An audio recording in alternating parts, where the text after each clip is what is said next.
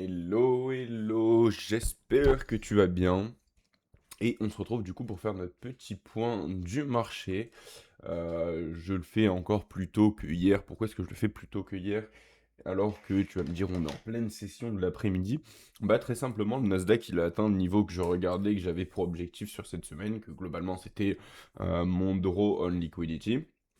Et donc, vu qu'on est venu le chercher aujourd'hui, oui, le prix peut continuer son mouvement, mais globalement, le reste du mouvement ne va pas venir m'intéresser personnellement.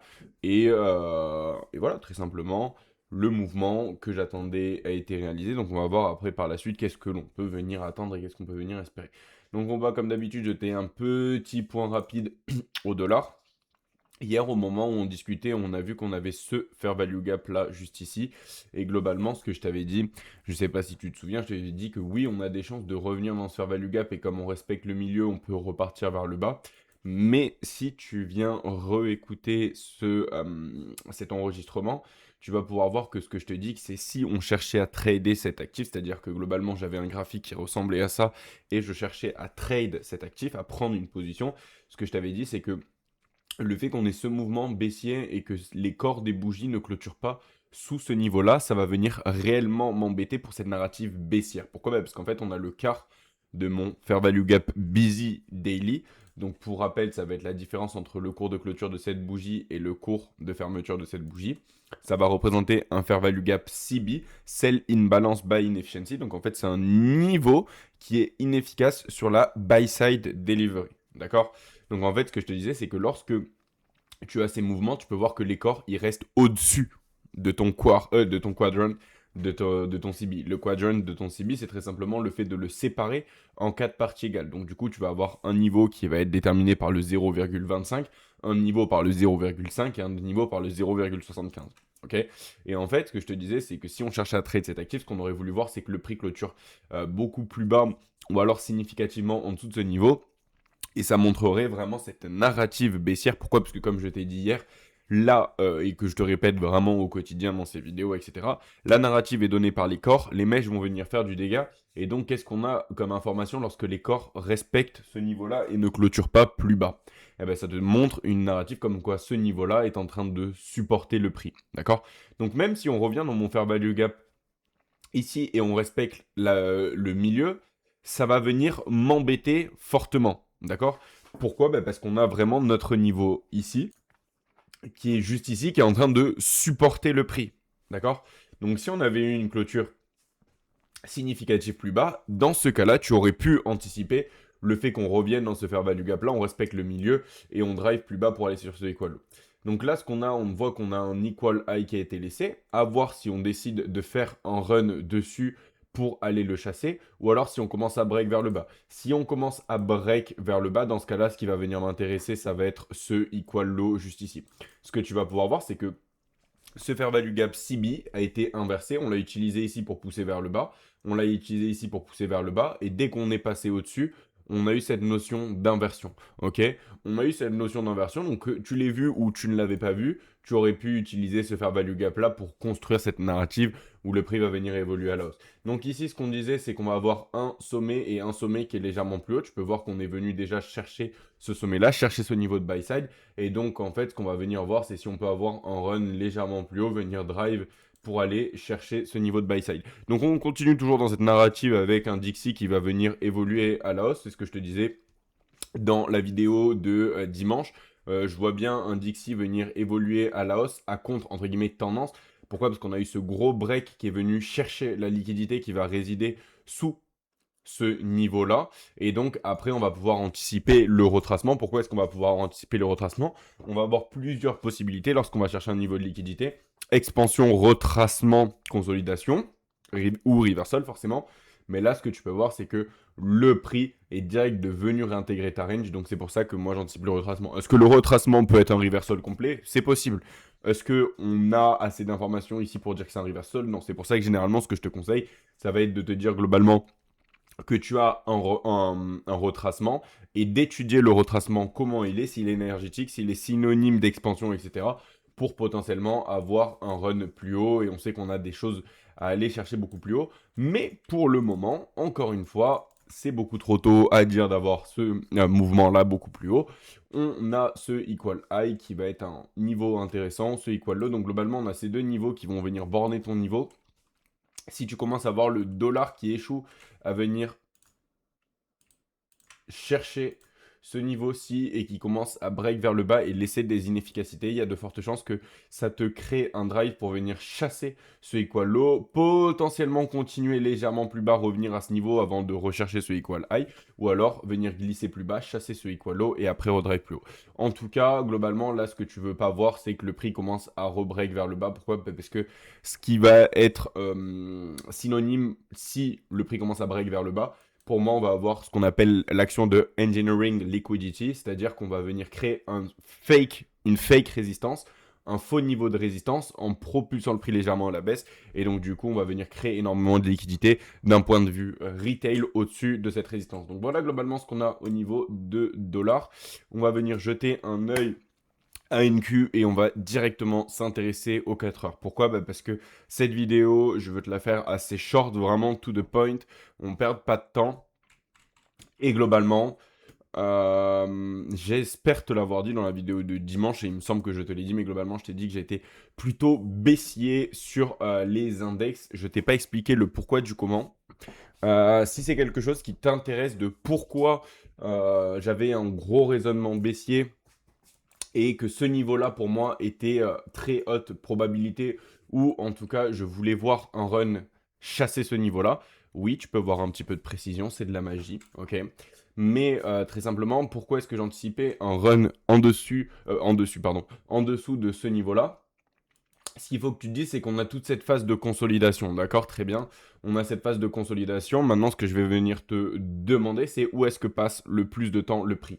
Tu peux voir que le prix passe le plus de temps dans la partie haute. Donc, si le prix passe le plus de temps dans ta partie haute, pour moi, ça va venir me dire que on a plus de chances de venir break à la hausse. Encore une fois, on a plus de chances. Ça ne veut pas dire que c'est une vérité absolue. Tu peux avoir d'un coup quelque chose qui fait qu'on vienne break sous ce lot. D'accord? Mais en tout cas, pour moi, le fait qu'on passe un peu plus de temps dans la partie haute va venir me symboliser qu'on va potentiellement aller chercher ce high à terme et que du coup, dès qu'on revient en fait dans cette zone de discount, la smart money vient directement sur le marché pour venir accumuler en fait le fait que les prix soient peu chers et en fait venir liquider ses positions sur des prix plus hauts. Ok. Donc maintenant, si on va venir étudier ça d'un point de vue entre guillemets support-résistance, qu'est-ce qui s'est passé? On avait globalement notre tendance. On a le marché qui avait fait un mouvement de correction globalement au niveau du mois de novembre 2025. Première correction, remouvement haussier. Il avait laissé ce soi-disant niveau de résistance que nous on savait qui est un niveau très intéressant qu'on suit depuis longtemps. Et on sait qu'il y allait y avoir beaucoup de liquidité. Donc en fait, qu'est-ce qui s'est passé avec ce mouvement qui va venir percer ce niveau de liquidité? Très simplement, ce qu'il faut se dire, c'est que tu peux voir que, bon, l'idée, c'est que oui, on est sur le contrat de Mars, donc on va pas voir tout ce qu'il y a à gauche, d'accord? Mais tu comprends qu'on venait d'une énorme tendance haussière. Ça, c'est l'idée, de se dire on vient d'une énorme tendance haussière. Beaucoup de gens étaient haussiers sur les actifs index, sur les actifs américains, d'accord? Donc, ce qu'il faut se dire, c'était, si tu parlais un petit peu avec des gens autour de toi qui étaient dans le monde de la finance et qui allaient trade les concepts support, résistance, etc., beaucoup de personnes avaient un point de vue très haussier sur cet actif-là, que ce soit sur les autres actifs. Tout le monde pensait que vraiment les prix allaient exploser à la hausse, d'avoir exactement le même cycle que en 2016 lorsqu'on a eu Donald Trump au pouvoir. Et en fait, globalement, c'est absolument pas ce qu'on a.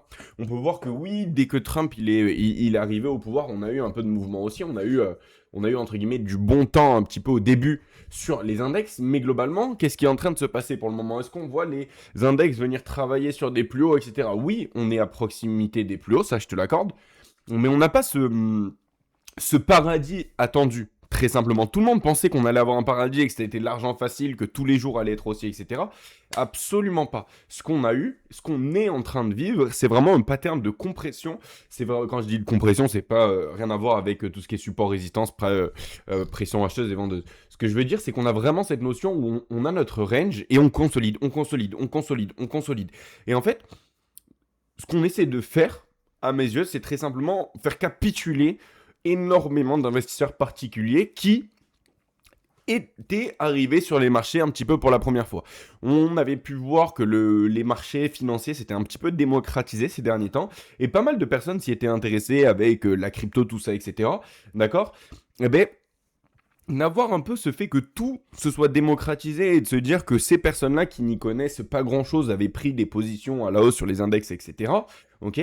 Pour moi, le scénario qu'on est en train de voir, très, très simplement, c'est un scénario qui va venir garder le marché entre deux bornes et faire capituler le maximum de traders qui n'ont pas, entre guillemets, la patience, qui n'ont pas les connaissances, qui n'ont pas l'expérience derrière pour savoir qu'est-ce qui est plus susceptible d'arriver ou non. D'accord? Donc très simplement, c'est un peu ce qu'on est en train de voir. On a globalement cette range là et on a cette range qui vient très simplement contredire l'idée que tout le monde avait de avoir des prix facilement plus hauts avec l'arrivée de Trump au pouvoir. Et globalement, là, déjà, ce que je me rends compte, c'est que je t'avais dit que si ça t'intéressait, je te faisais une vidéo du pourquoi et du comment est-ce que j'avais l'idée qu'on vienne drive sur ce mouvement baissier, sur ce plus bas. Mais je me rends compte que très simplement, je suis en train de te donner l'histoire, donc je vais venir continuer, essayer de ne pas perdre le fil. Mais donc, on a notre pattern où on a le prix qui passe plus de temps dans la partie haute, donc il va me dire qu'on a beaucoup plus de chances de venir travailler sur les ATH. Et puis, comme tu le sais, lorsque tu as un marché qui est globalement en tendance haussière, parce que même si on a ce pattern de range, on a quand même cette tendance haussière. On vient de prix qui ont vraiment cette tendance vers le haut, qui ont une volonté d'aller vers le haut. Et ce que je te conseille, c'est d'attendre un réel signe que le mouvement a fait un top. C'est-à-dire de ne pas vouloir chercher le top du marché. Pourquoi? Parce que c'est pas parce que ici on est en train de consolider que ça y est, le marché haussier est terminé. Les tendances haussières peuvent durer beaucoup plus longtemps que ce que tu le penses. Donc l'idée, ça va être d'attendre vraiment beaucoup plus de confirmation. Si par exemple, je vois le prix qui vient chercher ce lot-là, dans ce cas-là, ça va venir me faire avoir beaucoup plus de réflexion. Ce lot-là, je veux le laisser intact. Je veux qu'il soit intact. Par contre, celui-là, je voulais qu'il soit attaqué. Donc on va en arriver maintenant à pourquoi est-ce que je voulais qu'il soit attaqué. On peut voir que le prix globalement était dans cette consolidation, encore une fois, et il est venu break à la hausse ce niveau de résistance, entre gros guillemets. On est venu break ce niveau de résistance, et donc qu'est-ce qui s'est passé et qu'est-ce que l'on voit actuellement? Ce qu'il faut comprendre, c'est toujours essayer de te dire qu'est-ce que pensent les traders actuellement du marché. Lorsque le marché va venir break ce niveau bleu, qui va être un niveau de buy-side liquidity, quand le marché va venir break ici, les traders support et résistance vont se dire ah bah tiens, le momentum est revenu sur le marché, on est venu break une résistance qui était là depuis très longtemps, et donc tu vas avoir deux actions. Tu vas avoir la première action, tu vas venir déclencher les stop loss de toutes les personnes qui avaient des positions short dans ce pattern de range et qui avaient mis leur stop loss au-dessus de cette soi-disant résistance, d'accord? Donc, tu vas venir déclencher leur stop loss. Donc, toutes les personnes qui vont avoir des positions short, qu'est-ce qu'elles ont fait si elles ont déclenché leur stop loss? Elles ont perdu de l'argent. Et donc, si ces personnes-là n'ont pas pris des profits sur la route, comme nous, on fait, comme je t'apprends à faire durant les formations, eh ben, ces personnes-là se sont juste fait cook à cet endroit-là. Se sont juste fait sortir du marché sans aucun profit. D'accord? Donc là, l'idée qu'il faut se dire, c'est que maintenant que le marché, il a cassé cette soi-disant résistance, la plupart des personnes vont se dire ah bah tiens c'est bon, on est haussier, c'est parti, here we go, le marché va repartir faire des nouveaux ATH, etc., etc.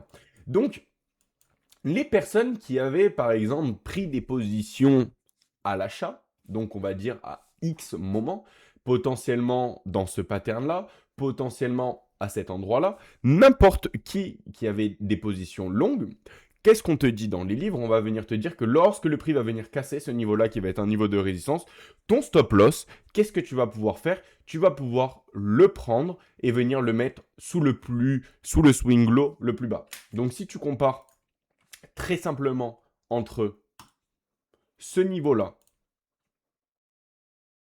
et ce niveau-là, toutes les personnes qui vont avoir pris des positions short vont mettre leur stop loss sous ce swing, d'accord? Donc ici, c'est le repère pour les stop loss. Puis le marché, il est globalement dans cette range, et lorsqu'il va venir casser ce niveau-là à la hausse, où est-ce que va se trouver le nouveau plus bas entre ce point-là et ce point-là? Eh bien, le nouveau swing low va se trouver à cet endroit-là. Donc à cet endroit-là, globalement, va résider tous les stop loss des personnes qui vont avoir des positions longue durée, des positions qui vont être over leverage, qui vont se baser sur les supports, les résistances, cette lecture graphique. Et donc, tu peux savoir qu'ici, ce niveau de liquidité est juste énorme.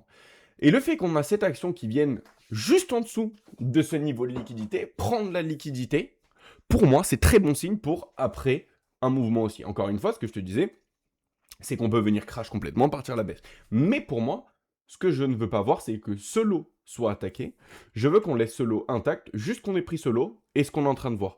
Prise de liquidité, tu peux voir qu'on est venu sur le quart inférieur, ok, donc dans un niveau de discount, 24 782,75, et si tu regardes le bas, juste ici, tu vas avoir un handle de différence. Donc très très petit la différence, mais voilà comment est-ce que, en comprenant où vont être les stop loss et où vont être les positions des particuliers, tu vas pouvoir anticiper des runs sur le prix et pourquoi est-ce que moi j'étais baissier sur ce mouvement-là lorsqu'on a pris la liquidité au-dessus.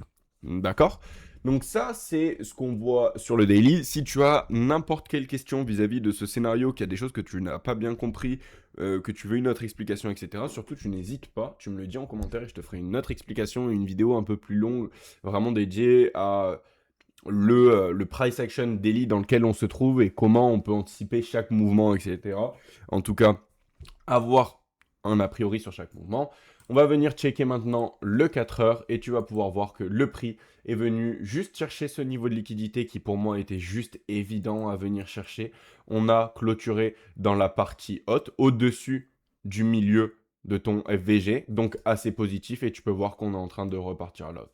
Donc, qu'est-ce qu'on va avoir? On va avoir un equal high ici qui, pour moi, va être un draw qui va être intéressant. Encore une fois, c'est assez tôt pour le dire. Pourquoi? Parce qu'on est très bas. Mais pour moi, maintenant qu'on est venu chercher cette liquidité-là, je vois personnellement pas l'intérêt. Oui, il y a de la liquidité qui va résider ici.